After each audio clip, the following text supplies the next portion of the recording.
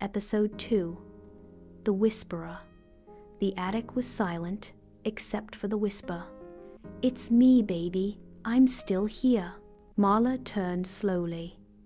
The cracked door behind her was open just enough to reveal a figure, barely lit, impossibly still.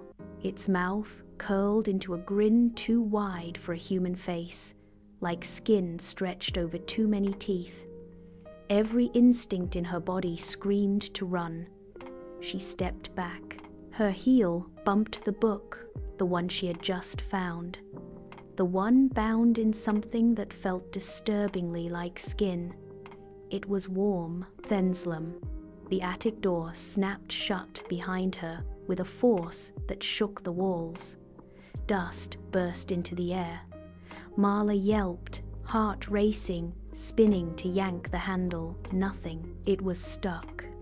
No, it was being held. She pounded on the wood with trembling fists, panic blooming in her chest.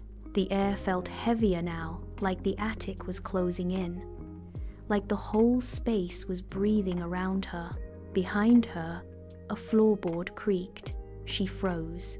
The sound of movements low, deliberate whispered through the dark. Her hands slid from the doorknob as she backed against it, sinking to the floor. Her ears filled with a rising chorus low, intimate and wrong. Dozens of voices, all overlapping, whispering her name like a broken lullaby. "Marla, Marla, let me in." It felt like hours before she gathered the courage to look. The attic was empty, the figure gone, but the book had opened itself. Its pages rippled without wind, flipping on their own. One stopped. Something dark was scrawled in its centera wet. Black-red stain in the shape of an eye. It blinked. Marla screamed and kicked the book across the floor. It landed with a sickening wet sound. Not paper, not pages. Something flesh-like. Her hand shot for the doorknob again. This time, it turned. She burst out of the attic, slamming the door behind her, chest heaving. She didn't look back. Later, in the kitchen, her hands still shook as she stared at it. The book was back, flat on the counter, like it had followed her. The parchment now looked old, blank, innocent. She reached for it, half expecting it to bite. Still warm, slightly sticky, Marla lit a match. She didn't hesitate. This time pressed the flame against the corner of the page. The book screamed. A piercing, human wail tore through the room high and panicked, like someone being burned alive. The match dropped from her hand. She stumbled backward, crashing into a chair, but the flame vanished.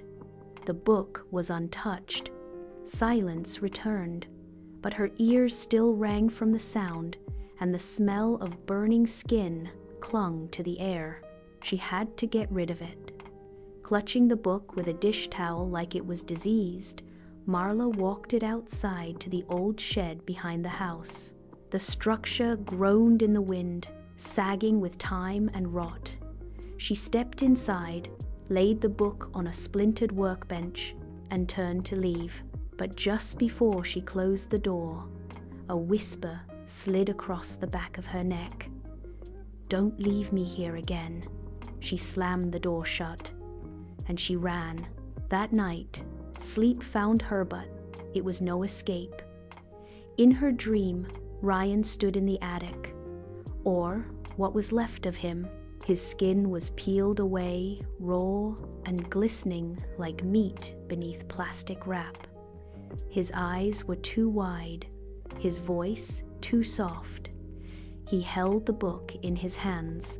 Whispers bled from its pages. The mirrors lining the walls began to scream, reflecting not her face, but a blank, skinless void.